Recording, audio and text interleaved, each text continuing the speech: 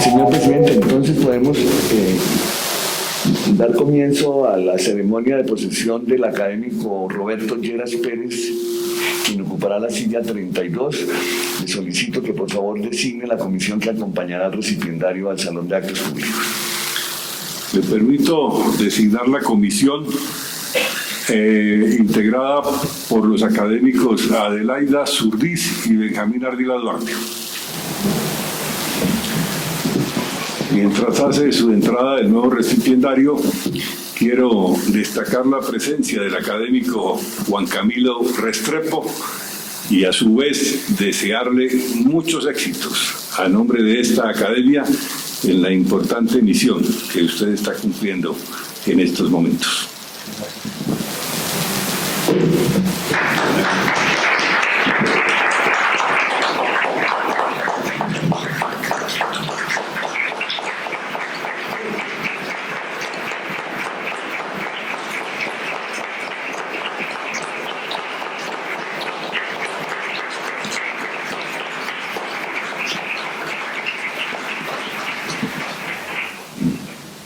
Señor presidente, Muchas gracias.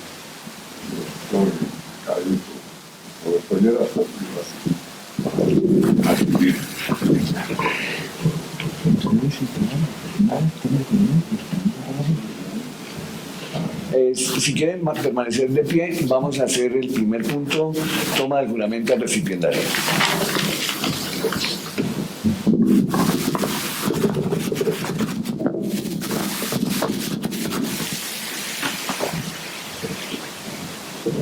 Doctor Roberto Lleras Pérez. Jura usted por la patria y la academia cumplir con los deberes que le impone el cargo de miembro de número para el cual ha sido elegido. Sí. Si así lo hiciere, la patria y la academia se le premian, si no, ellas se lo demanden.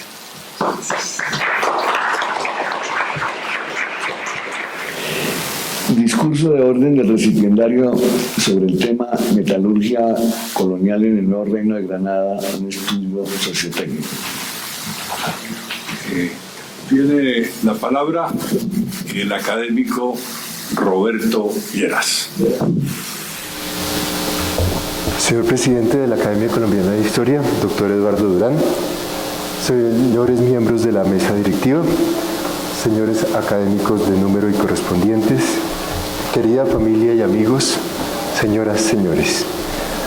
Hago un saludo muy especial a mis hijos Laura y Juan Camilo, quienes por vivir fuera del país no pueden estar aquí presentes. Les agradezco mucho su presencia. Para mí su compañía es muy importante.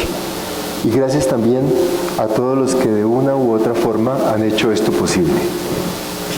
Quienes me presentaron ante la Academia en 2004 y que desde entonces no han cesado en su apoyo y cordialidad. A ellos les debo este momento. Todos los que antes de mí han ocupado este podio han dicho lo mismo que voy a decir ahora. Ser miembro de la Academia Colombiana de Historia es un honor. Pero pocos explican por qué razón. Tal vez no lo hacen porque les resulta obvio. Pero yo creo que hay, entre muchas, una razón poderosa que merece explicarse. Es que ser miembro de esta corporación no es el resultado de recomendaciones de cabildeo, de adulación o de componendas políticas. Porque aunque ellas puedan existir, no bastan para acceder a esta posición. Me tocó en suerte ocupar la silla 32, que fue antes de Santiago Díaz Piedradita, el presidente en cuyo mandato ingresé a esta corporación. Este botánico, historiador, docente e investigador dejó en esta academia, así como en otras de las cuales fue miembro, y en varios centros universitarios, un legado tan prolífico y significativo que resulta difícil resumirlo en unas pocas líneas.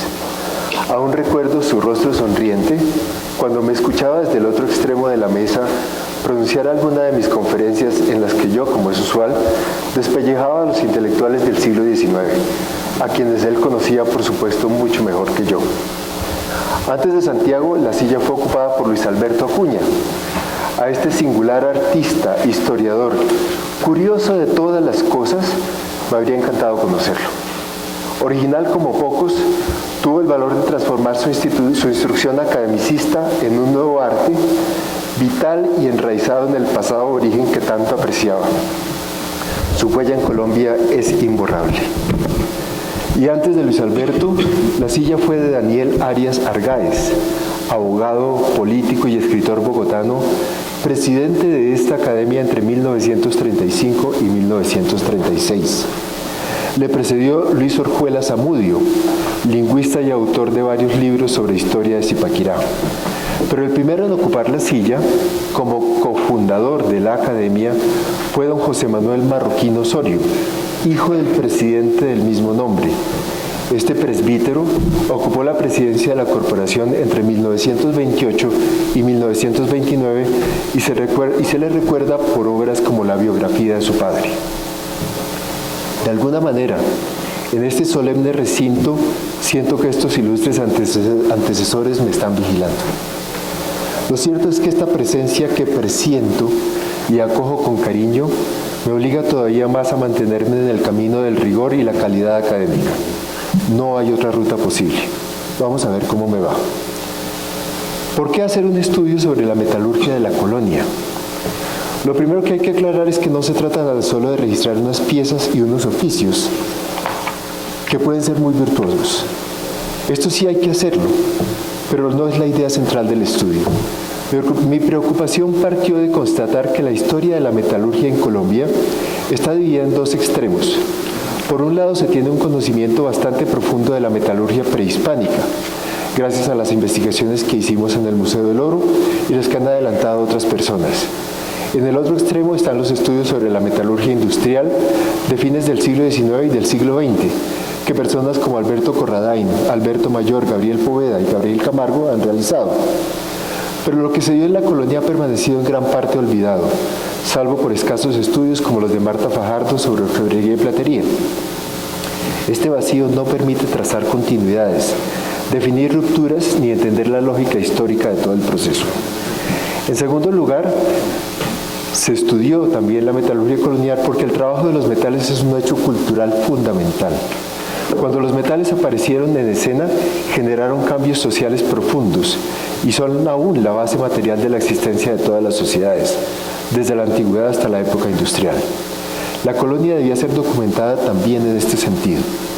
Estas dos razones justificaron mi investigación. El resultado es un texto voluminoso, 185 páginas, cuyo resumen paso a exponer. Una última advertencia. Nos van a quedar haciendo falta las imágenes. Infortunadamente, este salón de actos no se presta para realizar una sesión solemne como esta, con proyecciones simultáneas. Ya tendremos entonces otra oportunidad para verlas. La conquista europea del nuevo Reino de Granada transformó profundamente los circuitos de producción, circulación y consumo de objetos metálicos. Para principios del siglo XVI, la metalurgia, descubierta y desarrollada en América del Sur unos 3.500 años atrás, había logrado un estadio de desenvolvimiento marcado por un uso preferencial del oro y de las aleaciones de oro y cobre para la producción de objetos de adorno y ofrenda. Este ámbito ritual del metal no excluyó del todo la fabricación de armas y herramientas, pero sí la redujo a un lugar marginal. Por otra parte, la metalurgia de la península ibérica, heredera de una evolución eurasiática de unos 8.500 años, había conformado dos complejos de manufactura bien diferenciados, uno relacionado con la joyería y la ornamentación y otro dedicado a la producción de armas y herramientas. Las metalurgias que se interrelacionaron a lo largo de la colonia eran entonces fundamentalmente asimétricas. Compartían una vertiente ornamental tecnológicamente comparable, aun cuando refería a contenidos simbólicos muy distintos, mientras que la vertiente de los usos productivos y militares de la metalurgia eurasiática no tenía una verdadera contraparte en este territorio. La historia colonial de la metalurgia está marcada por el desarrollo de este encuentro. Para entender lo que ocurrió durante la colonia, y cómo esto se relacionó con el legado precolombino, debemos hacernos las siguientes preguntas. ¿Qué ocurrió con la minería en la Nueva Granada? ¿Qué pasó con la metalurgia indígena? ¿Cómo cambiaron la tecnología en la minería y en la metalurgia colonial? ¿Cuáles fueron las nuevas necesidades de la sociedad colonial? ¿Cómo operó la intervención estatal para regular la circulación de metales? ¿Cómo funcionaba específicamente la metalurgia del hierro y el acero? Resulta muy sorprendente el desconocimiento que tenemos sobre la metalurgia colonial. Al investigarla se hacen evidentes 4 grandes tendencias. Primero, el interés primordial se ha volcado sobre la minería. Segundo, los espectaculares yacimientos de plata de México y Perú han acaparado totalmente la atención. Tercero, la metalurgia de los metales preciosos ha opacado los trabajos del hierro, el acero, el cobre, el zinc, el estaño y el plomo. Y cuarto, se piensa que la producción metalúrgica indígena cesó completamente en la conquista. No se reconocen supervivencias ni joyerías emergentes y las joyerías mestizas se ven como plenamente marginales. Las fuentes. El estudio global de la metalurgia de la época colonial en el Nuevo Reino de Granada no ha sido abordado antes. No hay obras generales de referencia a las que nos podamos remitir. No significa esto que no se haya investigado, solo que se ha abordado por sectores o por regiones. Nuestro propósito de ver el conjunto se enfrentó al desafío de reunir diversas fuentes y ordenarlas en una estructura particular. La selección de literatura fue complementada con datos del Archivo General de la Nación y como complemento se examinaron también objetos metálicos de la colección del Museo Colonial. Minería y metalogénesis. Los procesos geológicos de cada territorio determinan cómo se forman los yacimientos de metales y minerales metálicos, es decir, su metalogénesis. La disponibilidad de recursos metálicos, los tipos concretos de minas y afloramientos, la relativa facilidad o dificultad de su explotación dependen directamente de estos procesos. En este territorio se han delimitado 6 provincias metalogénicas, una que se llama Oceánica Occidental, donde se encuentra cobre, oro y oro platino, la de Cauca Romeral con oro, cobre y mercurio, la continental central con oro, algo de cobre, mercurio, plata y plomo, la continental oriental con hierro, cobre, plomo, zinc y oro, la de la Sierra Nevada Guajira con oro y el escudo guayanés también con oro. Restrepo, con base en informes coloniales y posteriores, evaluaba la riqueza metalúrgica del país declarando que, comillas, el oro constituye la riqueza principal de nuestro suelo. Esta afirmación resume con exactitud la característica minerometalúrgica de la Nueva Granada. En las 6 provincias metalogénicas del país hay en efecto yacimientos de oro de uno u otro tipo. La disponibilidad de plata es aún hoy motivo de discusión. En épocas recientes, solo se declaraba su explotación en 6 minas. La perspectiva durante la colonia y la república temprana eran diferentes. Restrepo menciona 28 minas de plata activas entre los siglos XVI y XIX, casi 5 veces más de las que hay actualmente. Por contraste, la existencia de otros metales de interés económico durante la época colonial es relativamente escasa. Este es el caso del cobre, el plomo, el zinc, el estaño, el hierro y el mercurio. Parece estar claro que el cobre extraído bastaba para el consumo local. El plomo aparentemente se obtenía como subproducto en cantidades suficientes. Pero el hierro no. En vecindades de Medellín existía una capa de mineral de hierro que Francisco José de Caldas aprovechó para montar una ferrería en el lugar llamado Colorado Largo. Esta es la única referencia sobre explotación de hierro en la colonia. Tampoco se explotaron los yacimientos de mercurio, o como lo llamaban los españoles, el azogue, un elemento vital en el beneficio del oro y la plata. La minería de la colonia de la Nueva Granada entre los siglos XVI y XIX tenía por tanto un horizonte muy claro, la explotación de oro. Ninguno de los otros territorios españoles de América podía exhibir una riqueza tan grande en este metal ni facilidades comparables para su extracción. En el Nuevo Reino de Granada tenemos noticias de explotaciones de placeres desde 1536 por parte de Sebastián de Benalcázar en el Alto Cauca. Las minas de oro de Buriticá, que habían sido trabajadas por los indígenas tiempo atrás, fueron registradas por Juan de Vadillo en 1538 y su explotación colonial se inició en 1541. Para 1547, en la región de Anserma y Cartago ya existía una caja real y fundiciones. En general, la minería en la Nueva Granada durante los siglos XVI y XVII fue intensiva en los departamentos de Antioquia, Caldas, Cauca, Tolima y Santander, y se extendió al Chocó y Pacífico ya entrado el siglo XVII, cuando la merma en la producción de los antiguos distritos auríferos forzó la búsqueda de otros yacimientos. Esta expansión hacia el occidente resultó, entre otras, en el descubrimiento del platino por Alonso de Ulloa en 1748. Las minas durante la colonia se explotaron fundamentalmente con mano de obra forzada, ya fuese del tipo de las mitas mineras indígenas o del tipo esclavo. Los documentos coloniales demuestran que se trasladaron miles de indígenas para trabajar en las minas, abandonando las faenas agrícolas. Muchos de ellos no lograban regresar a sus tierras y otros volvían azogados, es decir, envenenados con mercurio. Huestra escribe 2 testimonios de funcionarios españoles que expresan con claridad la abrumadora dependencia de la economía colonial respecto de la minería.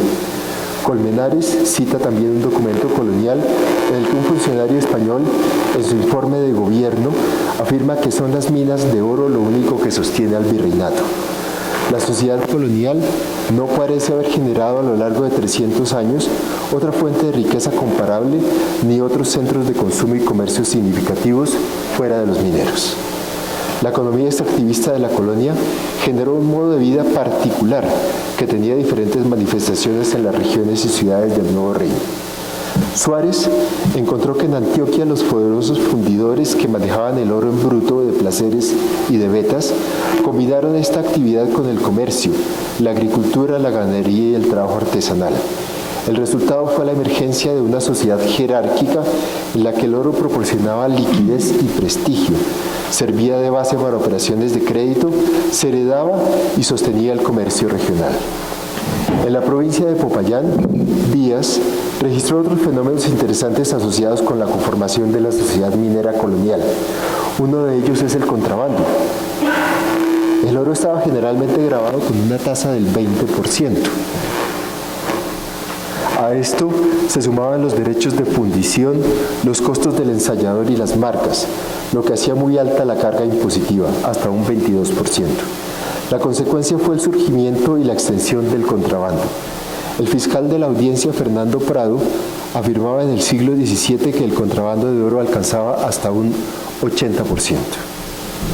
La dependencia minera determinó para el conjunto de la sociedad colonial un comportamiento económico errático, que a grandes rasgos siguió los amplios ciclos de actividad minera, tal como los ha descrito Colmenares. Un primer ciclo de alta producción, de 1550 a 1640, seguido de una recesión de 1640 a 1680, ocasionada por el agotamiento de la mayor parte de los placeres y minas de Antioquia y Popayán, seguido de un nuevo periodo de gran producción, 1680 a 1800, que corresponde a la expansión de la frontera minera en el Pacífico. Las primeras incursiones españolas en la minería americana se limitaron a utilizar la tecnología indígena, en especial el lavado de arenas en los placeres. Unos pocos años más tarde, el lavado de arenas se mejoró mediante la construcción de obras hidráulicas de cierta envergadura y el uso de la técnica del canalón. La minería de Beta planteó retos diferentes y exigió la aplicación de una tecnología más compleja. Pocas minas coloniales tienen una geometría interna ordenada y planificada. Las consecuencias de este tipo de trabajo son obvias: baja productividad, pésimas condiciones de trabajo con la secuela de accidentes, enfermedades y discapacidades, derrumbes e inundaciones frecuentes que en algunos casos significaban la pérdida y el abandono de las minas. En el interior de las minas, la roca se desprendía manualmente con barras de hierro. Una vez extraída la roca, se iniciaba la etapa del beneficio del mineral, que podía empezar con la separación de la ganga y la mena por medio de martillos. La molienda de la mena se podía hacer con martillos sobre rocas o metates grandes. Eventualmente se adoptaron los batanes, o molinos compuestos por 2 grandes piedras, una de las cuales giraba sobre la otra, triturando finamente el material que se hacía caer. También se utilizó el molino de pisones, que consta de un conjunto de pesados maderos con cabezal de hierro, sostenidos en un marco y elevados por un sistema de levas que se acoplaban a ruedas de paletas que giraban generalmente con la fuerza del agua. Una vez que se lograba tener el mineral molido, había tres alternativas para continuar con el proceso de beneficio. La primera y más sencilla consistía en lavar el mineral triturado en bateas, cajones o canales para separar los pesados granos de oro. La siguiente opción consistía en fundir el metal. En este caso era útil realizar una primera quema o tostación para eliminar el azufre y otras impurezas.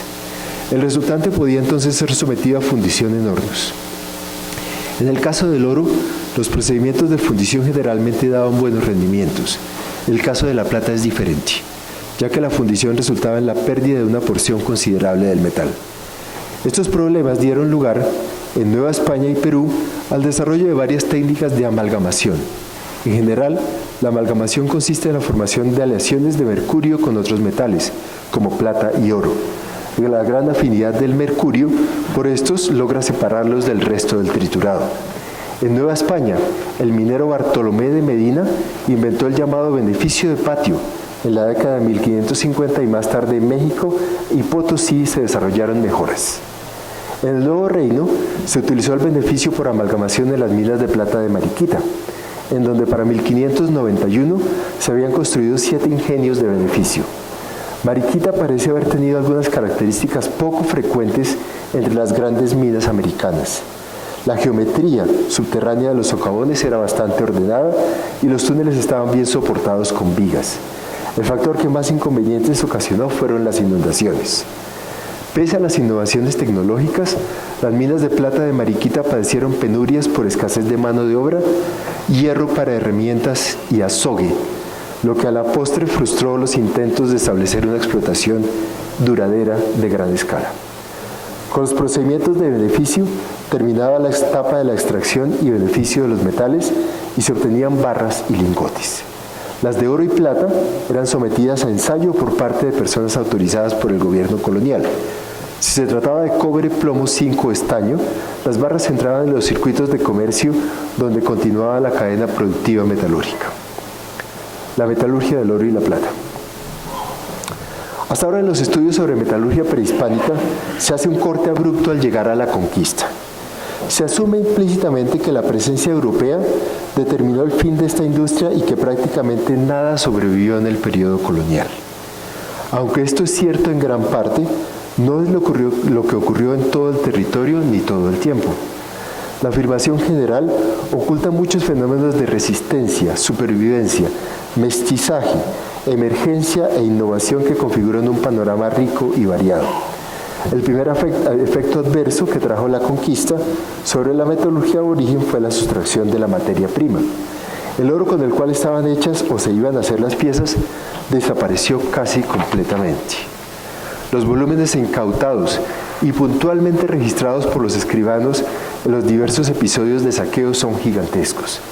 En términos de los conquistadores y sus cronistas, esta fue la primera forma de minería y se la llamó la colecta. Algunos cronistas llegaron a escandalizarse por lo frecuente y salvaje de la práctica, que también se conoció como rancheo. Con el tiempo se implantó un sistema más eficaz, la tributación. En principio la corona autorizó a los encomenderos a cobrar los tributos con el tipo de productos que las comunidades producían, pero pronto se descubrió que si se exigía el tributo en oro, se obtenían cantidades regulares que los indígenas forzosamente tenían que obtener. Las leyes coloniales nunca prohibieron explícitamente que los indígenas tuvieran joyas de oro o que las fabricaran, salvo que estas fueran del tipo que se consideraba como figuras de hechicería. Sin embargo, el acaparamiento del oro en manos de los conquistadores fue masivo. Esta escasez abrupta y radical de la materia prima esencial de la metalurgia aborigen actuó en dos sentidos. En primer lugar, afectó el momento de la producción. Sin materia prima, los orfebres se vieron paralizados. Y en segundo lugar, afectó el momento del consumo, ya que aun si se continuaban produciendo adornos, resultaba muy difícil usarlos. Una de las características de la resistencia cultural de los indígenas en el Nuevo Reino se expresó como persistencia en la utilización de las piezas orfebres tradicionales. En la Sierra Nevada, los cogis y arhuacos conservaban objetos de oro de sus ancestros, que sacaban solo en ocasiones especiales. Morales ha documentado el uso extendido de narigueras de oro entre las mujeres cuna en la actualidad. Y hasta 1577, los caciques muiscas mantenían plateros que los proveían de figuras de oro. La arqueología también ha corroborado este tipo de persistencias a través de la datación absoluta de piezas de colecciones de museo. Existen actualmente un total de 7 fechas de carbono 14 asociadas a metalurgia prehispánica, supuestamente, pero que en realidad son posteriores a la conquista de los territorios que conformaron el nuevo Reino de Granada. Estos índices cronológicos sugieren que en muchas áreas la metalurgia indígena continuó en producción durante los siglos XVI al XIX, inclusive. Muy seguramente estas prácticas de persistencia se realizaban en condiciones de clandestinidad e implicaban riesgos, por lo que en realidad no fueron muy extendidas. Por otra parte, la súbita disponibilidad de otros metales sobre los cuales no existían restricciones dio lugar a un fenómeno muy particular. En 1563, el cacique del pueblo de Ubaque realizó en vida, como era costumbre, su festival funerario, al cual invitó a muchos caciques y principales de los alrededores. Para esta ceremonia era necesario llevar joyas, pero como los indígenas invitados no tenían oro para hacerlas, determinaron fabricarlas en latón. Esta fiesta fue considerada por las autoridades como un desafuero y desató un proceso judicial. Los asistentes fueron llamados a declarar y se les incautó una gran cantidad de objetos, entre los cuales se mencionan coronas o diademas de latón, adornadas con plumas o con paja, otras de estaño y también de plomo, pintadas, máscaras de estaño y de latón, coronas de estaño con palma tejida, narigueras de cobre, latón y plomo y vasinillas de latón. El examen del mapa de distribución de la metalurgia prehispánica revela que la fabricación y el uso de los metales no estaba uniformemente repartido en el territorio. En algunas zonas no se practicó la metalurgia, pero los profundos cambios de la época colonial pusieron a disposición monedas de plata en cantidades considerables. Esto resultó en el surgimiento de nuevas metalurgias que se basaban en el uso de la plata y en tecnologías mixtas para producir piezas con una iconografía propia. Tales son los casos de la platería en Veraguaonán y Guambiana. En los dos casos se trata de la emergencia de una metalurgia autóctona. La cadena entera de producción se basó en los recursos indígenas. Los tipos de objetos manufacturados, su iconografía y su simbolismo permanecen en la esfera aborigen, aun cuando ya este ámbito no es el mismo, por supuesto, que en la época anterior a la conquista.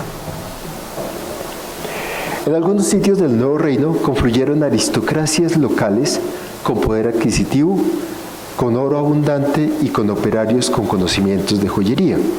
Lo más usual fue que se combinaran tradiciones y estéticas de diverso origen para dar lugar a tecnologías de producción y a repertorios iconográficos mestizos. En el Nuevo Reino se conformaron joyerías de este tipo en Mompox, Barbacoas, Santa Fe de Antioquia, Ciénaga de Oro, San Juan, Condoto, El Charco, Guapi y Riohacha. Entre todas ellas, la tradición que más fuerza ha conservado ha sido la de Mompox. Este puerto sobre el río Magdalena adquirió fama y riqueza como punto obligado de tránsito en la navegación del río. La aristocracia momposina se enriqueció con el comercio y el servicio de esa navegación. En Mompox hay noticias de actividad joyera desde 1561, cuando se creó la provincia. El oro llegaba desde Antioquia, era tasado aquí y se pagaba aquí el quinto real. La mayor parte seguía su curso hacia Cartagena y con lo que se quedaba en el puerto se empezaron a fabricar joyas. Los talleres se organizaron conforme al esquema español de un maestro y varios oficiales y aprendices ubicados en las tiendas y trastiendas de las casas de los maestros. La decadencia del puerto y la merma en la producción de las minas antioqueñas afectaron la producción joyera de Mompox, que eventualmente recurrió a las monedas de plata como materia prima. Se ha dicho que la joyería momposina es el resultado del mestizaje indohispano, ya que muchos motivos de la filigrana colonial recuerdan los de la falsa filigrana de las tradiciones prehispánicas. Aunque esto es en parte cierto, no se puede olvidar que la mayor contribución a la tecnología es de origen europeo y también que el influjo de maestros orfebres africanos tuvo gran importancia. La joyería de Barbacoas, en el sur del litoral pacífico colombiano, responde a condiciones históricas diferentes. Originalmente fundada como Santa María del Puerto en 1610, esta población alojó a los capataces, jefes de cuadrilla, mineros y administradores que explotaban los depósitos aluviales. La riqueza aurífera de la zona dio lugar a una bonanza local y en Barbacoas creció una aristocracia minera que usó parte del oro en la fabricación de joyas. Los maestres orfebres fueron y son aún todos afrodescendientes. La organización de los talleres responde de nuevo a la modalidad europea con la tradicional jerarquía de maestro, oficiales y aprendices, como lo pudo corroborar César Daniel Pérez, que realizó una investigación reciente en esta zona. En Barbacoas y sus alrededores, las joyas llegaron a constituir un elemento fundamental de la identidad local y se hicieron suntuosos ajuares litúrgicos, como el de la Virgen de Atocha, hoy desaparecido. Fue de nuevo la abundancia de oro y la existencia de una aristocracia minera local lo que impulsó la joyería en Santa Fe de Antioquia. La extraordinaria riqueza de las vecinas minas de Buriticá determinó que esta villa floreciera muy tempranamente y que alojara la primera caja real y fundición de la provincia. Las primeras manifestaciones orfebres estuvieron ligadas a la iglesia y hasta el siglo XVIII la orfebrería fue en esencia litúrgica. La orfebrería de Santa Fe de Antioquia denota un pasado glorioso, cuando el oro y el platino abundaban, se construían grandes casas, se hacían muchas joyas e importaciones suntuarias. La decadencia de la producción de Buriticá dio al traste con esta época de esplendor. En otras poblaciones los desarrollos joyeros fueron menores y su duración mucho más limitada. Ciénaga de Oro conserva vestigios de la tradición joyera de supuesto origen colonial con posible influencia indígena, pero sobre la cual solo hay noticias comprobables desde 1897. En Condoto se registró una tradición con fuerte influencia africana y tecnología de filigrana y cintilla. En Riohacha, la bonanza dependía del comercio y el contrabando. Tales actividades permitieron a algunos miembros de la comunidad amasar grandes fortunas. Esto se aprovechó para satisfacer las necesidades de adorno de la cultura guayú. En general, las joyerías mestizas florecieron como resultado directo de las bonanzas mineras o comerciales, y en esa medida decayeron cuando las fuentes de riqueza disminuyeron o desaparecieron, reduciendo el poder adquisitivo de las aristocracias. Sin excepción, se trató de industrias locales que no lograron expandirse más allá del pueblo o el entorno cercano. La estética preponderante, con fuertes tintas indígenas y africanos, nunca fue del agrado de las élites europeas o europeizantes de las ciudades mayores. La política española de explotación y exportación de oro y plata desde América no fue compatible con la idea de que circulara en las colonias la moneda de curso oficial en España. Esto hubiera obligado a enviar los metales preciosos de regreso a América, lo cual no tenía sentido. Por esta razón, desde muy temprano se prohibió esta práctica y se ordenó la acuñación de moneda de oro y plata en las colonias. Esta no fue una empresa fácil, ni estuvo exenta de resistencia y de atentados de todo tipo. La fundación de la casa que habría de cumplir esta función en Santa Fe se concretó por Real Cédula de Felipe III de 1620, que dio la concesión a Alonso Turrillo de Yebra. En 1627 y 1633, la Casa de Moneda fundía todas las antiguas monedas y las reacuñaba con arreglo a las nuevas normas. La tecnología de amonedación era muy rudimentaria. Los troqueles traídos de Sevilla eran de buena calidad, pero se manejaban con descuido y eran frecuentes los errores. La casa de moneda era, según se dice, simplemente especie de herrería con hornos para fundir y afinar. Las reformas de 1748 suprimieron a los tesoreros particulares y determinaron que las antiguas macuquinas debían ser reacuñadas. Paralelamente, la nueva casa de moneda se dotó con hornos y maquinaria apropiados para fabricar la nueva moneda de ley.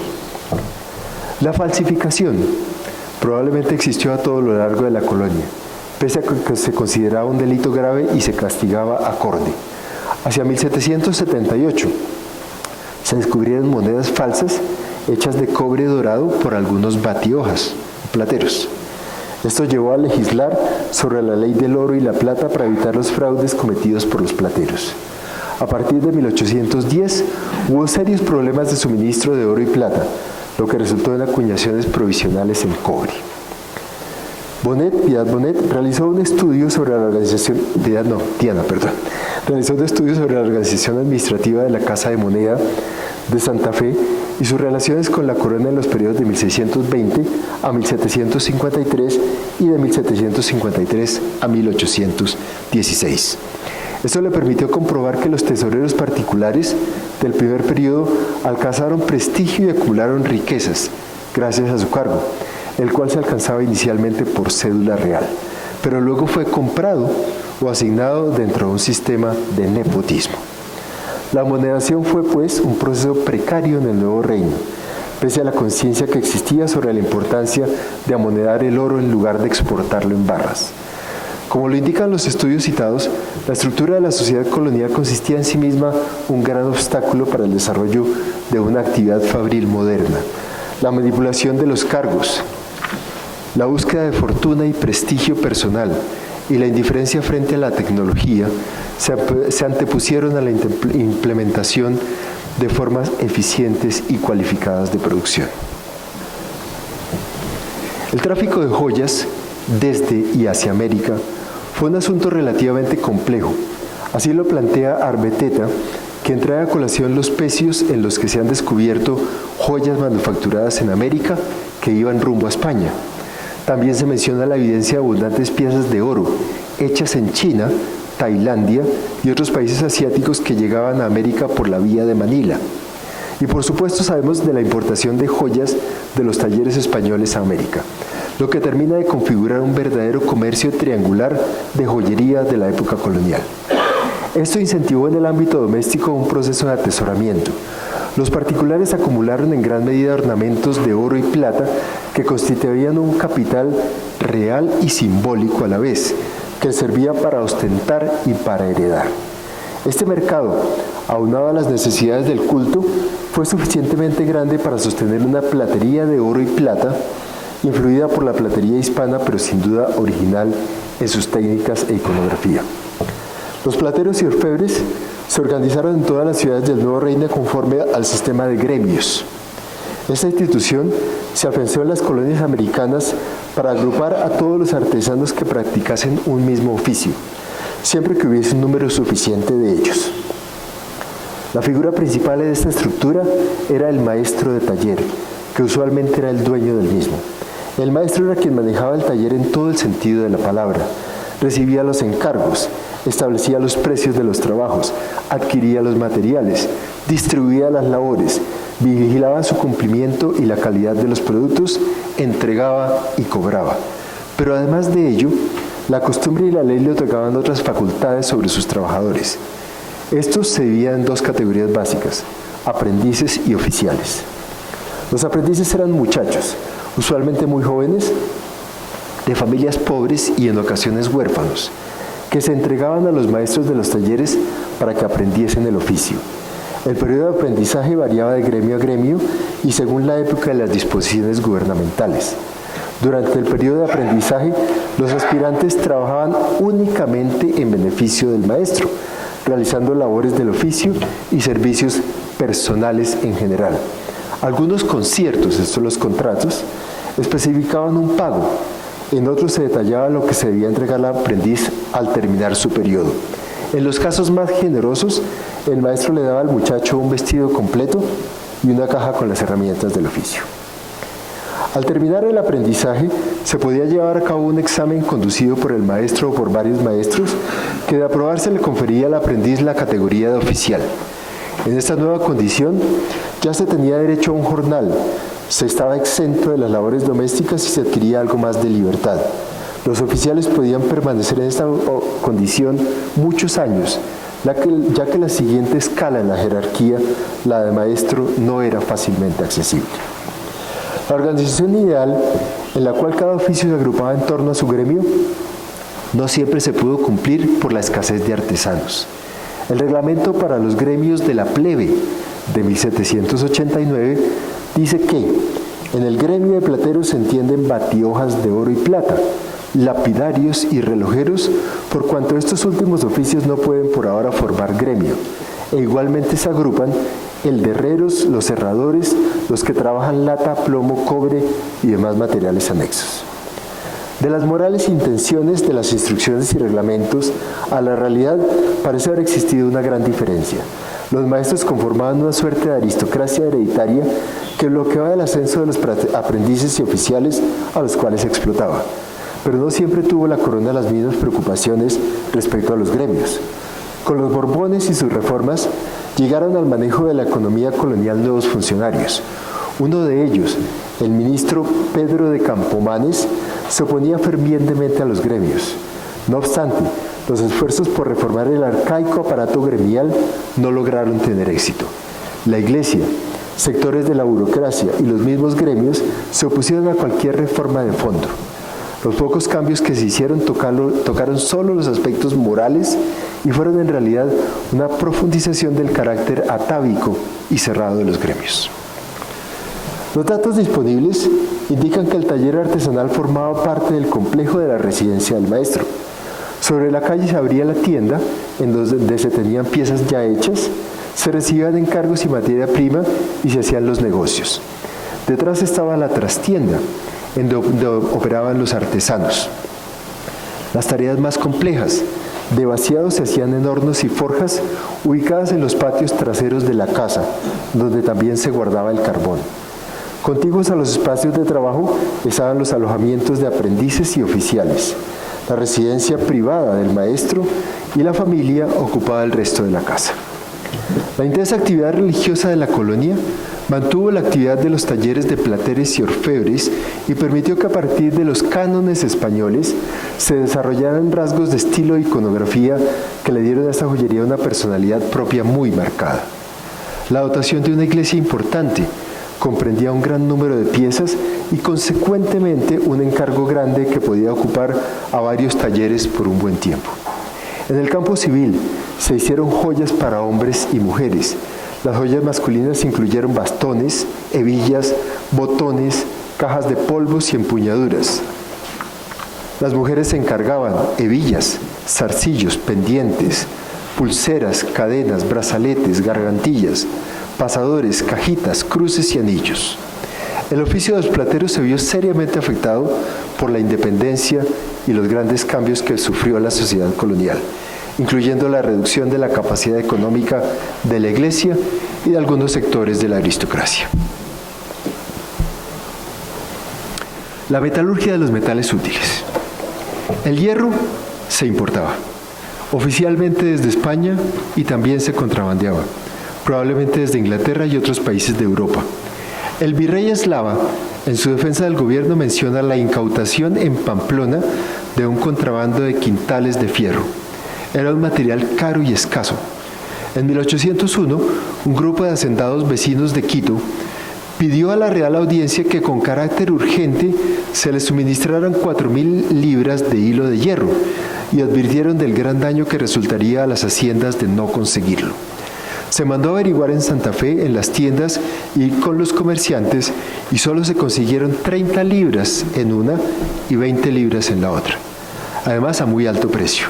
Semejante desequilibrio entre la demanda y la oferta del metal sugiere un mercado muy precario, donde el suministro era errático y reaccionaba muy lenta y difícilmente frente a la demanda. El hierro y el acero figuran, no obstante, con mucha frecuencia en las operaciones comerciales respaldadas con créditos. Las obligaciones, formalizadas en escritura pública, revelan que los poderosos comerciantes de Santa Fe, Juan Amarillo, vendían mucho hierro y acero, en barras o en forma de herramientas agrícolas, de minería, de carpintería y de albañilería, instrumentos para el trabajo orfebre y de platería, armas, elementos de construcción y ornamentación, herrajes para cabalgaduras y carretones, enseres domésticos y hasta hierros de suplicaciones, o sea, silicios. Lo que sugiere, al margen de la escasez y el alto costo, un tráfico activo. Que hubiera fenómenos de acaparamiento y especulación también es probable. La ciudad de Cartagena, las autoridades militares levantaron en 1805 una relación de las necesidades para la defensa del puerto. El inventario de los elementos está dividido en 3 categorías: lo que se debía importar desde España, lo que se podía copiar en la plaza misma y lo que se podía construir localmente. Sorprende la gran cantidad de elementos de hierro, acero y cobre que estaban disponibles. Domingo Schiacchi, quien suscribe el documento, asegura que todos son géneros y efectos que este comercio tiene. Resulta interesante explorar cómo se estructuraba el comercio del hierro y el acero entre los comerciantes, tratantes y mercaderes, los clientes, iglesia, ejército, gobierno, mineros, hacendados, otros artesanos y particulares, y los artesanos, herreros, herradores, cerrajeros, armeros, etc. Lo primero que salta a la vista es que los circuitos comerciales estaban claramente dominados por los intermediarios, tratantes y mercaderes. El hierro en barras o en hilo, alambre, no parece haber sido importado por los artesanos. En general aparecen vendiéndolo siempre los tratantes y comerciantes que lo suministran, como era de esperarse, a los talleres, pero también con frecuencia directamente a mineros y hacendados. Es probable que no solo las minas, sino otros establecimientos productivos como las haciendas y encomiendas grandes tuvieran forjas para atender las necesidades inmediatas de la producción. La venta de hierro en barras se hacía también directamente en el caso de obras en curso, a la iglesia, al ejército o al gobierno. Lo que parece ocurrir aquí es que los mayordomos de obra, que para el caso actuaban como contratantes, le suministraban la materia prima a los herreros y cerrajeros con quienes tenían conciertos o contratos. Hay muchas evidencias de que los herreros y cerrajeros tenían tiendas en el sentido literal de locales de ventas abiertos al público. Los reglamentos y ordenanzas incluyen la obligación de tener en estos establecimientos los productos de mayor consumo. Las ventas en las tiendas, así como las que se hacían por encargo, que no implicaban créditos, debieron ser frecuentes, pero no queda de ellas ningún registro. Por el contrario, hay documentos que formalizaron obligaciones en los cuales figura una gran variedad de artículos de herrería y cerrajería vendidos por tratantes y mercaderes. Los objetos que salieron de las forjas y fraguas del Nuevo Reino no tuvieron el brillo ni el valor de la orfebrería y la platería litúrgica y pocas veces merecieron descripciones detalladas. Unos pocos se han conservado en colecciones como la del Museo Colonial de Bogotá y otros están dispersos en los viejos edificios de los cascos históricos de algunas ciudades.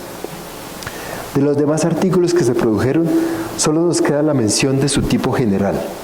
Hay un dibujo de 1764 en el que se describen 10 herramientas de minería con sus nombres técnicos y sus dimensiones reglamentarias.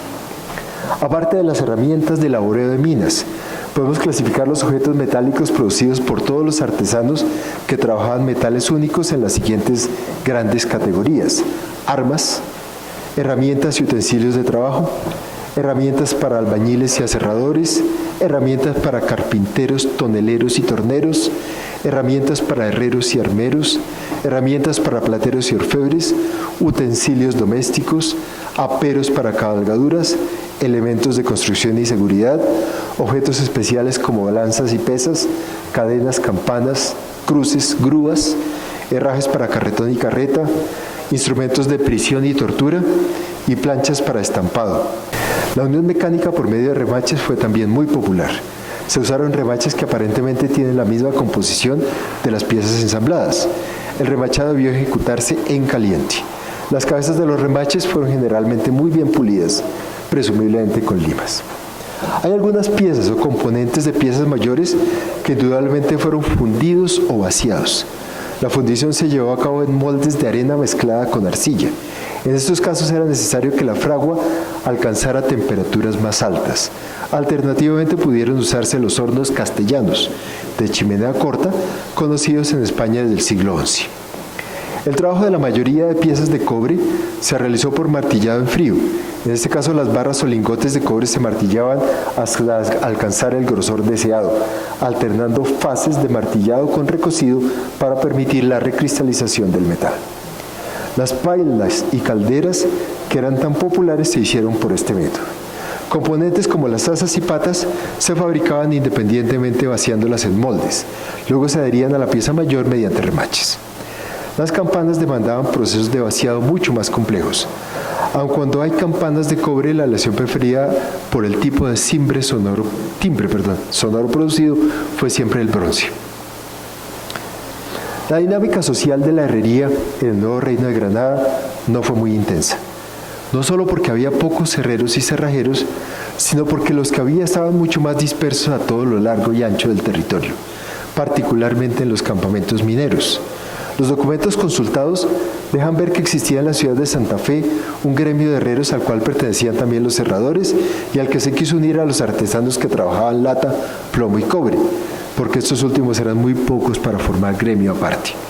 Probablemente los cerrajeros y armeros estuvieron también afiliados a este gremio, ya que algunos maestros herreros se hacían llamar herrero cerrajero o herrero armero.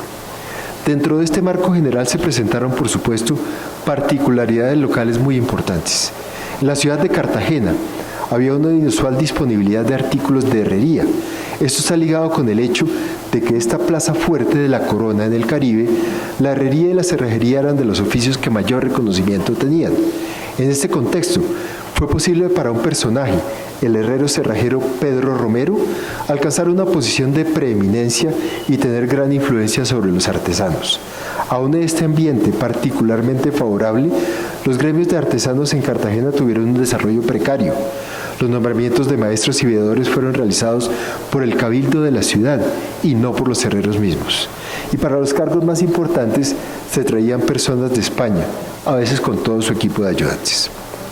Los herreros, cerradores, cerrajeros y hojalateros de Santa Fe formaron gremio y fueron objeto de varios intentos de reglamentación de su vida y oficio por parte del gobierno virreinal. Los documentos de archivo y la literatura costumbrista nos permiten acercarnos a algunos particulares de la vida de estos trabajadores. Para Martínez, la mayoría de los artesanos de Santa Fe estaba ubicada en el barrio de Las Nieves. Según Ortega, la carrera sexta, actual nomenclatura, entre calles 11 y 12, era la calle de los herreros, donde estaban las más famosas herrerías con sus fraguas. El mismo autor menciona en la calle 12, entre quinta y sexta, o calle de Paula, vivían armeros y herreros tallistas, y que la calle 14, de la séptima y octava hacia abajo, era la calle de la armería, donde había 2 herrerías, 2 talleres de estañar cobre y la tienda de armería de Manuel Millán. Ibáñez, por su parte, dice que sobre la carrera séptima, en la carrera entre la calle 14 y el río San Francisco, había una herrería. Pese a que la información disponible sobre la ubicación de las herrerías y talleres afines en la Santa Fe colonial es muy escasa, hay un patrón claramente visible. Las herrerías están localizadas en calles muy centrales. Esto debió obedecer al hecho de que los productos que vendían estas tiendas tendrían que haber estado disponibles cerca de las zonas residenciales. Por otra parte, la manipulación y quema de carbón y el martillado sobre yunques debió producir niveles de suciedad, humo y ruido sin duda incómodos para las casas vecinas. Este patrón de centralidad cambió durante el siglo XIX. En esta nueva etapa, las herrerías y talleres metalúrgicos se desplazaron en su mayoría hacia áreas periféricas de la ciudad. Nos han llegado algunos nombres de los herreros, cerrajeros y armeros que vivían y operaban en el periodo colonial en esta ciudad, junto con datos fragmentarios de sus actividades laborales y familiares. Pudimos identificar un maestro herrero mulato y un oficial de herrero mestizo. Los demás que se mencionan parecen ser españoles o blancos. En cambio, es muy frecuente encontrar entre los aspirantes a aprendices, cuyos conciertos se asentaron en escritura pública, varios indios, mestizos, mulatos, pardos e incluso esclavos. Hay un indicio de las escasas oportunidades de trabajo. En 1571, Francisco Ruiz de Pineda, maestro herrero, solicita empleo. Se dictaminó hacerle examen, se hizo la diligencia y con este motivo se expide real provisión sobre normas para artesanos.